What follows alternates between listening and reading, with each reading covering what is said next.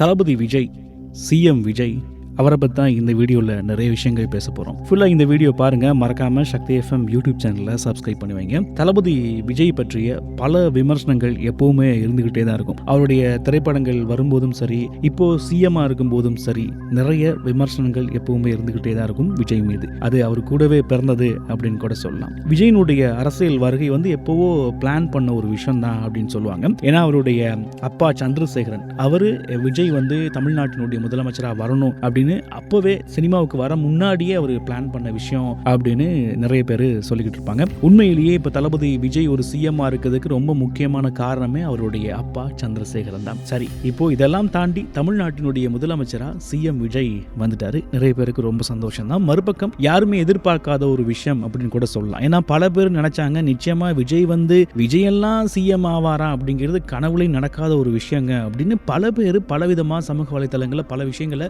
எழுத ஆரம்பிச்சிருந்தாங்க.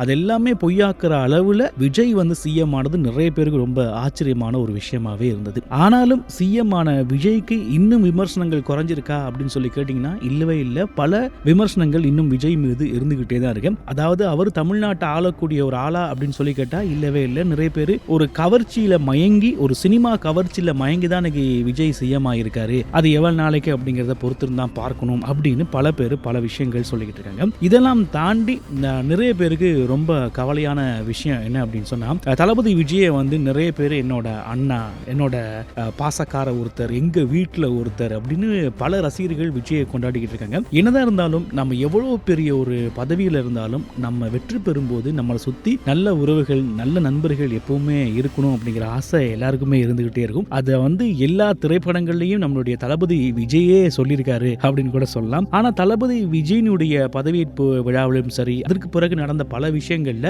அவரோட மனைவி கலந்துக்கவே இல்லை. ஏன்னா அவங்க விவாகரத்து கேட்டிருக்காங்க, அதனால கலந்துக்கல அப்படிங்கிறது நீங்க சொல்றது புரியுது. இருந்தாலும் மகள் தளபதி விஜய ஒரு பொருட்டா அவங்க எடுக்கவே இல்லை அப்படிங்கிறத எல்லா இடங்களையுமே பார்க்கக்கூடியதாக இருந்தது. இதை பார்த்த தளபதி ரசிகர்கள் நிறைய பேருக்கு உண்மையிலேயே ஒரு கவலையான விஷயமா இருந்தது. ஏன்னா நம்ம உண்மையிலே வெற்றி பெறும்போது நம்மளுடைய மகனோ மகளோ நம்ம கூட இருக்கிறது ஒரு பெரிய பலம் அப்படின்னு சொன்னால, அது இல்லாம விஜய் தனிமையா இருந்ததை பார்க்கறதுக்கு நிறைய பேர் ரொம்ப கவலைப்பட்டாங்க. ஏன் விஜய் இப்படி பண்றாரு அப்படின்னு பல பேர் விமர்சிக்க ஆரம்பிச்சாங்க. ஒரு பக்கம் சங்கீதா இப்படி பண்ணிருக்க கூடாது அப்படின்னு பல பேர் விமர்சிக்க ஆரம்பிச்சிருந்தாங்க. இந்த விஷயங்கள்லாம் ஒரு பெரிய அளவு பேசப்பட்டுச்சு. அதே மாதிரி தளபதி விஜய் சிஎம் ஆகிறதுக்கு ரொம்ப முக்கியமான காரணமா இருந்தவர் அவருடைய அப்பா சந்திரசேகரன் தான். அவரை இவர் நிறைய இடங்கள்ல மதிக்க தவறாரோ அப்படிங்கிற பல விமர்சனங்களும் ஒரு பக்கம் இருந்துகிட்டே இருக்குங்க. இந்த விஷயங்கள்லாம் தாண்டி த்ரிஷா விஜய் விஷயத்துக்கு வருவோம். மனைவி சங்கீதா விவாகரத்து கேட்ட பிறகு த்ரிஷாவோட எந்த ஒரு விழாவிலையும் நம்ம விஜயோட கட்டாயம் த்ரிஷா இருப்பாங்க. அந்த அளவுக்கு ஒரு நிலைமை மாறிடுச்சு.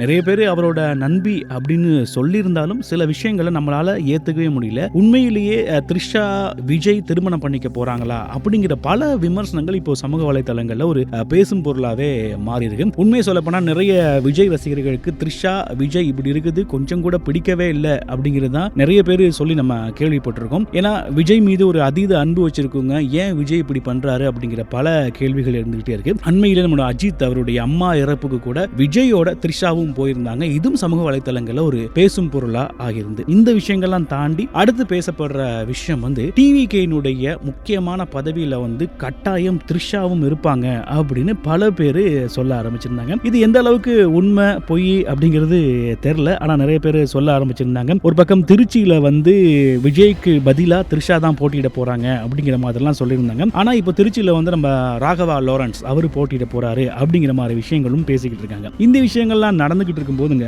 மறுபக்கம் சங்கீதா இருக்காங்கல்ல, அதாவது விஜயினுடைய மனைவி, அவங்களும் அரசியலுக்கு வரப்போறாங்க அப்படின்னு சொல்லியிருந்தாங்க. ஏன்னா விஜய் அரசியல்ல போட்டியிடும் போதுதான் அவங்க விவாகரத்தை கேட்டிருந்தாங்க. ஆனா விஜய் மீது எவ்வளவு கோபம் இருந்தா அதை பண்ணிருப்பாங்க. ஏன்னா இப்படி விவாகரத்து கேட்டா விஜய்க்கு கட்டாயமா ஒரு நெகட்டிவான விஷயம் வரும் அப்படிங்கிறது அவங்க முன்னாடியே தெரிஞ்சுதான் அந்த மாதிரி அந்த டைம்ல அவங்க கேட்டிருந்தாங்க. இதனால இப்போ விஜய் சிஎம் ஆயிட்டாரு, இவங்களும் அரசியலுக்கு வரப்போறாங்க அப்படிங்கிற பல விஷயங்களும் இப்போ சமூக வலைத்தளங்கள்ல எழுதப்பட்டுக்கிட்டே இருக்கு. இது எந்த வகையில் உண்மை பொய் அப்படிங்கிறது தெரியல. இந்த வீடியோ பல விஜய் ரசிகர்கள் பார்த்துக்கிட்டு இருப்பீங்க.